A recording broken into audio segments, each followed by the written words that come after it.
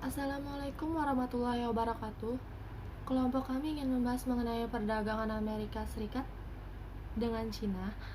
Kelompok kami terdiri atas Agria Norvalioma, Ayu Wulandari, Dita Amelia, Ika Rahma Fitri Nurjana, dan Nadia Yuliana.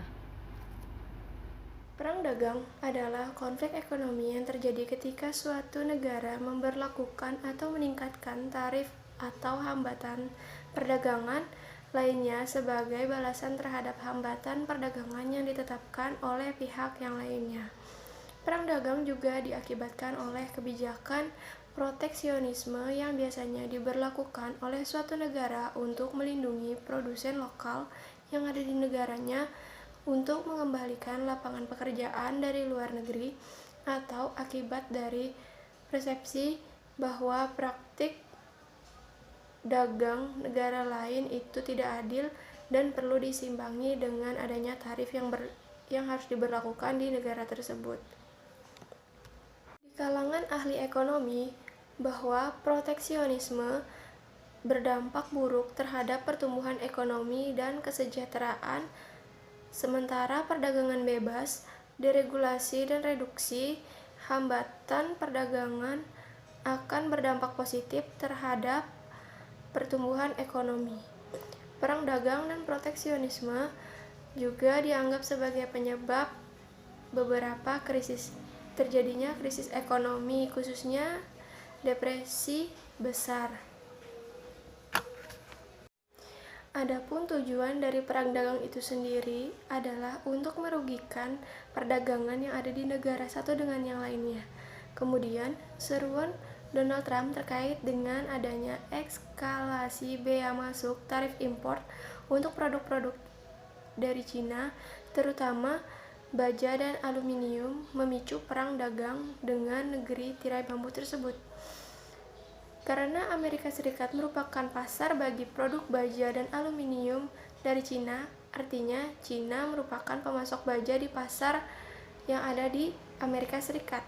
Cina bereaksi atas seruan Presiden Amerika Serikat dengan melakukan hal yang sama. Cina menaikkan bea masuk tarif impor untuk produk Amerika Serikat, utamanya seperti kedelai, minuman anggur, dan buah. Bagi Amerika Serikat, Cina merupakan pasar terbesar sehingga Amerika Serikat menjadi negara pemasok terbesar untuk produk-produk tersebut di Cina. Perang dagang Amerika Serikat-Tiongkok bermulai setelah Presiden Amerika Serikat Donald Trump mengumumkan pada 22 Maret 2018 berkehendak mengenakan bea masuk sebesar 50 miliar US dollar untuk barang-barang Tiongkok di bawah pasal 301 Undang-Undang Amerika Serikat tahun 1974 tentang perdagangan, dengan menyebut adanya praktek perdagangan tidak adil dan pencurian kekayaan intelektual. Sebagai pembalasan, pemerintah Tiongkok juga menerapkan bea masuk untuk lebih dari 128 produk Amerika Serikat, termasuk terutama sekali kedelai, ekspor utama Amerika Serikat ke Tiongkok. Pada 6 Juli 2018, Presiden Amerika Serikat Donald Trump memberlakukan bea masuk terhadap barang-barang Tiongkok senilai 34 miliar dolar, yang kemudian menyebabkan Tiongkok membalas dengan tarif yang serupa terhadap produk-produk Amerika Serikat. Trump mengatakan bahwa bea tersebut diperlukan untuk melindungi keamanan nasional dan kekayaan intelektual bisnis Amerika Serikat, dan untuk membantu mengurangi defisit perdagangan Amerika Serikat dengan Tiongkok. Trump pada bulan Agustus 2017 telah membuka penyelidikan resmi mengenai serangan terhadap kekayaan intelektual Amerika dan sekutu-sekutunya. Pencurian yang telah merugikan Amerika sendiri sekitar 600 miliar dolar per tahun.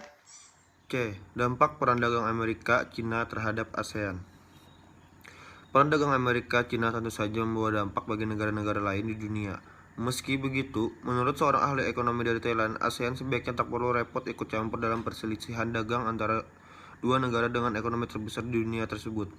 Jika perang dagang ini berlanjut, keduanya akan rugi. Di luar Asia Tenggara, otoritas Hong Kong juga khawatir dampak perang dagang untuk perekonomian mereka. Menteri Keuangan Hong Kong, Paul Chan, menulis dalam blognya pada Rabu, pada tanggal 4 Mei 2018, persediaan itu dapat menghambat aktivitas perdagangan dan bisa juga berdampak negatif untuk perekonomian Hong Kong. Chan mengungkapkan pada tahun lalu ekspor Cina untuk Amerika Serikat yang melewati Hong Kong telah berkontribusi sekitar 7% untuk ekspor teritorial Hong Kong. Perang dagang masuk ke stadium perang ekonomi akan sangat potensial terjerumus ke dalam perang politik hingga masuk ke perang sesungguhnya, karena negara yang dikalahkan atau dirugikan secara ekonomi tidak akan terima dengan lapang dada, dan dengan potensi mesin perang yang dimiliki sangat mudah terpicu perang sesungguhnya. Dengan demikian, banyak negara akan mengalami kerugian dan kemunduran dalam perekonomiannya, sehingga disinilah dibutuhkan pemahaman bersama tentang tata kelola perekonomian yang berbeda tapi dapat secara harmonis memperkuat prinsip bermitra atau berdampingan, bukan bersaing tapi menemukan tata kelola ekonomi baru dunia, menyatukan model perekonomian antara Barat dan Asia. Di sisi lain, Tiongkok tak bisa begitu saja membalas serangan, karena banyak produk-produk Amerika Serikat, termasuk produk-produk Apple, dibuat melalui rantai manufaktur di Tiongkok. Selain itu, Tiongkok juga tak bisa menaikkan tarif tinggi terhadap salah satu produk utamanya impornya dari Amerika Serikat, yakni kedelai. Hal ini dikarenakan kedelai sangat dibutuhkan oleh para peternak unggas Tiongkok. Menaikkan tarif berarti membuat harganya di pasar Tiongkok melonjak, dan para peternak dan rantai produksinya produk unggas akan sangat terdampak. Meski begitu, Tiongkok menaikkan tarif untuk barang-barang elektrik dari Amerika Serikat dan mulai mengimpornya dari negara-negara lain, salah satunya dari Asia Tenggara. Hal inilah sebenarnya yang membuat negara-negara produsen produk-produk elektrik seperti Malaysia, Singapura, Thailand, dan Vietnam justru mengambil keuntungan dari perang dagang tersebut. Meski begitu, ASEAN juga perlu bersiap antisipasi jika perang dagang ini berlanjut sampai waktu yang lama. ASEAN tidak bisa membiarkan dua negara besar ini untuk terus berselisih satu sama lain. Jika mereka ingin memperpanjang perang dagang ini, mereka tentu bisa, tetapi dunia takkan mungkin lagi dan tidak dapat mengatasinya. Dampak perang dagang Amerika-Cina terhadap Indonesia. AS dan Cina merupakan negara eksportir terbesar di dunia. Perang dagang AS-Cina bisa menjadi peluang dan tantangan bagi kinerja perdagangan Indonesia. Kita dapat memanfaatkan peluang pasar untuk produk ekspor nasional di pasar AS dan Cina akibat perang dagang kedua negara tersebut. Apabila AS menghambat perdagangan untuk produk ekspor Cina, maka memberi peluang bagi produk ekspor Indonesia ke pasar AS. Produk ekspor yang dapat memanfaatkan peluang pasar AS terutama tekstil dan alas kaki.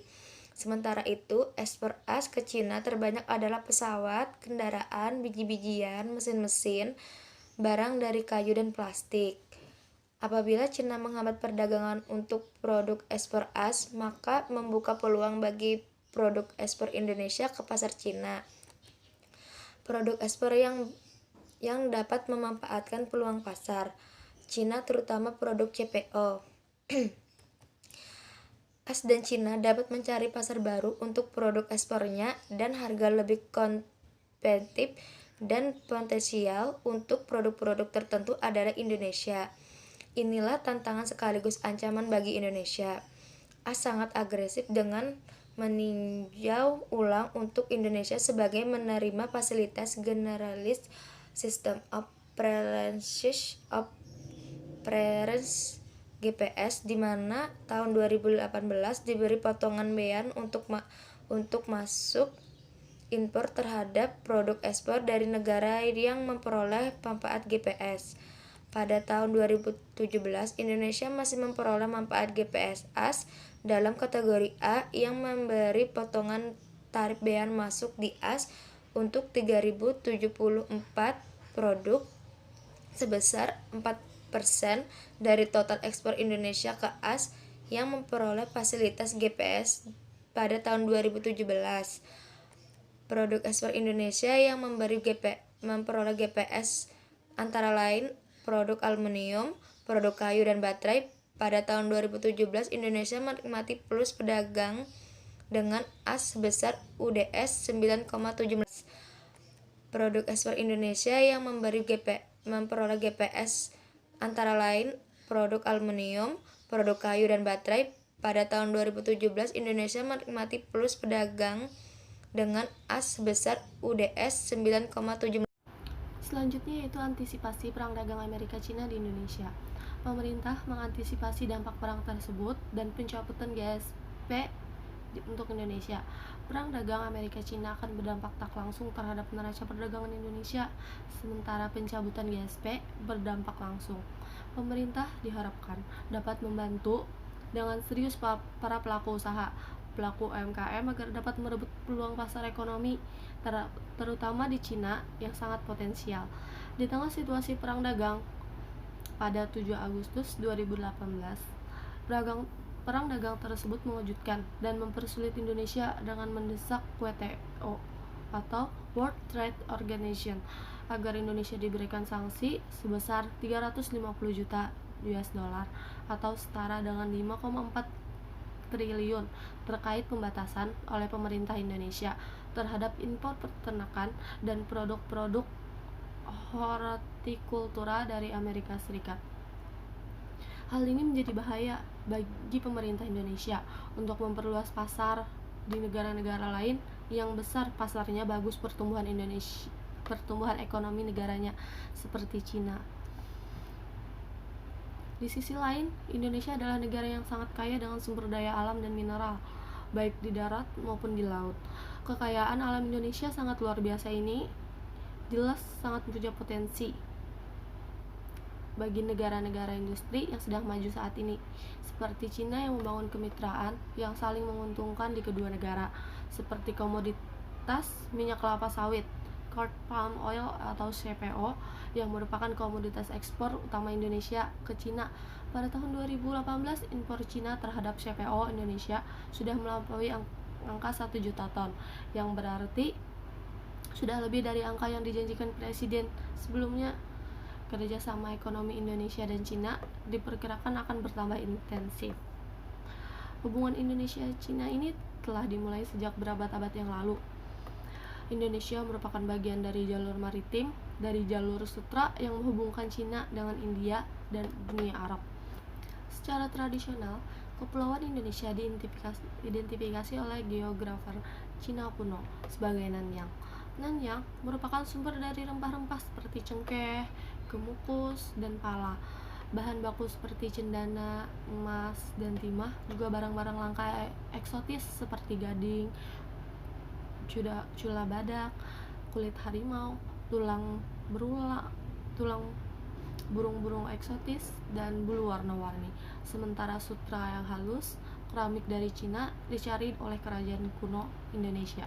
Jadi kerjasama bilateral Indonesia dan Cina merupakan suatu hubungan kebijakan dan diplomatik dagang bernilai idealis dan kompetitif.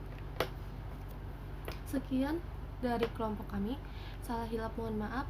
Assalamualaikum warahmatullahi wabarakatuh.